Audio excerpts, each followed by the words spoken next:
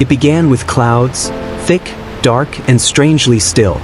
No warnings, no thunderclaps, just the kind of silence that unsettles you before a storm breaks. In Guangdong, a province pulsing with life, home to over 120 million people, the sky simply changed and everything else followed. At first, it was just rain. Just a little rain. But by the time the first hour passed, gutters had turned to streams. By the second hour, streets had become rivers.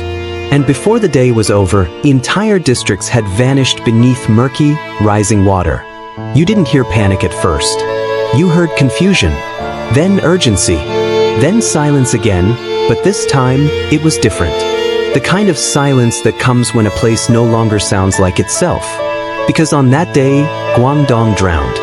Not just in water, but in the sheer weight of what it means to be unprepared for something unstoppable. Imagine waking up to the gentle tapping of rain on your window. You brew tea. You glance at the news. Just another weather system, they say. Nothing serious. Then, before your cup cools, the power flickers. You check your phone. The signal's weak. You peek outside and realize the road is gone. Your car is gone. The water is at your doorstep, then ankle deep in your living room, then climbing your stairs. Your home has become an island.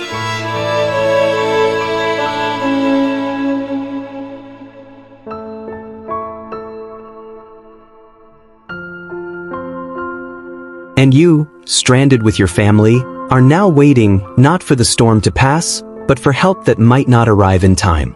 This is what tens of thousands lived through. Not in some forgotten village, not in the past, but in one of the most modern regions of the world just days ago. Guangdong is a titan in China's economy, a beacon of rapid development, towering skylines, and fast-paced ambition. But all of that came to a halt when the water came. Guangzhou, Shenzhen, Foshan, cities that never sleep, were suddenly silent, powerless, paralyzed. Subways stopped. Markets flooded. Highways crumbled beneath the pressure. And the rain, it didn't stop. People climbed rooftops not to get fresh air, but to escape. People held onto floating furniture like lifelines. In underground parking garages, cars stacked like debris. In hospitals, power backups failed, leaving staff to carry patients through knee-deep water to safety. The elderly sat in soaked wheelchairs, wrapped in plastic sheets. Children cried not from fear, but from hunger.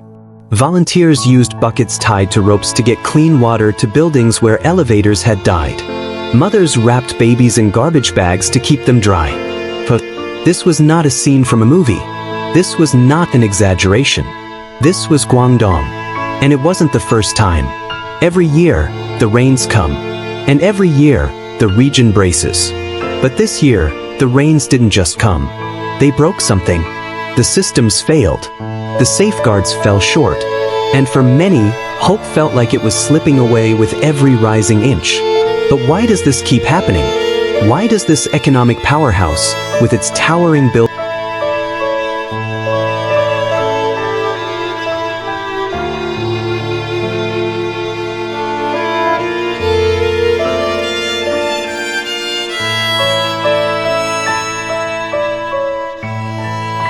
and technological prowess, still find itself submerged year after year?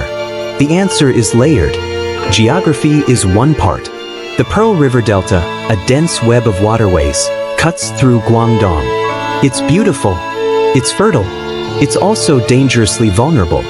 When typhoons churn offshore or monsoon rains pour from the skies, there's simply too much water and nowhere for it to go.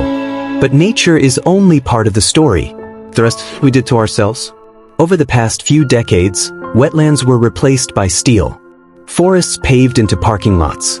Farmland transformed into industrial zones. The land that once absorbed the rain now repels it. So, when the skies open, the water rushes, not into soil, but into streets. Guangdong's drainage systems, many built in a different era for a different climate, can no longer keep up. Some were designed to handle rain measured in centimeters per week. Now, they face storms that drop that in a single hour. Urban flooding isn't just an inconvenience. It's a crisis. It destroys power grids. It halts transit systems. It isolates the vulnerable and traps the poor. In wealthier neighborhoods, sandbags and rooftop generators offer some relief. In others, there is only water. And with each flood, the cost climbs. In lives, in livelihoods, in the fragile trust people place in those tasked with keeping them safe. But it's not just buildings that crack under pressure. It's belief. Devastating impacts each time.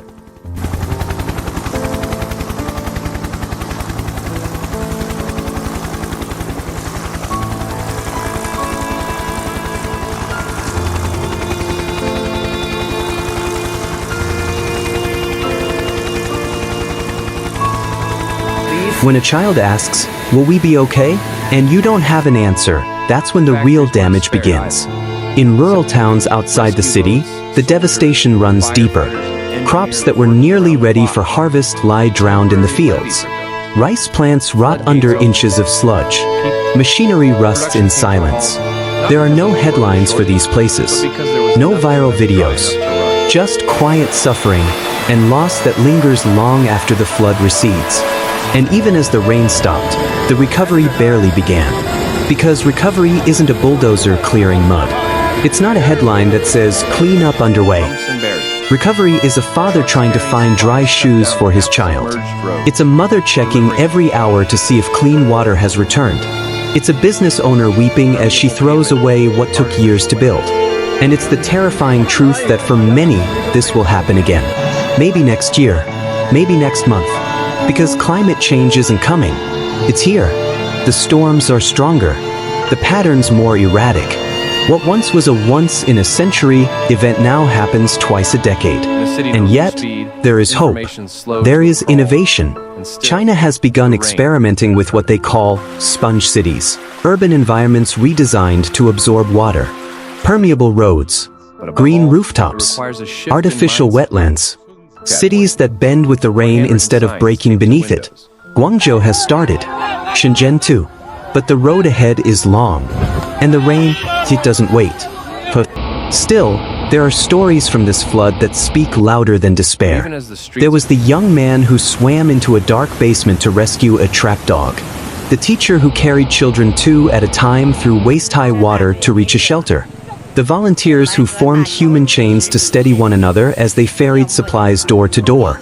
Because in times of disaster, we often see what's broken. But we also see what's beautiful. Not the buildings, not the infrastructure, but the people. And in Guangdong, they stood tall, even as the water rose. So what now? Do we move forward and hope it won't happen again? Or do we act, knowing it will? The choice isn't just Guangdong's. It belongs to all of us.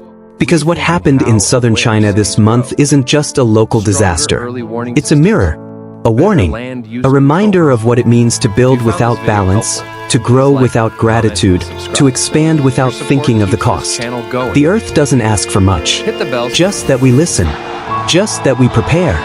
Because the next flood might not wait for us to finish learning. Final pause, soft ambient music fades in. When the water finally receded, the streets of Guangdong emerged from the depths. But they were not the same. Neither were the people. And if we are wise, neither will we be.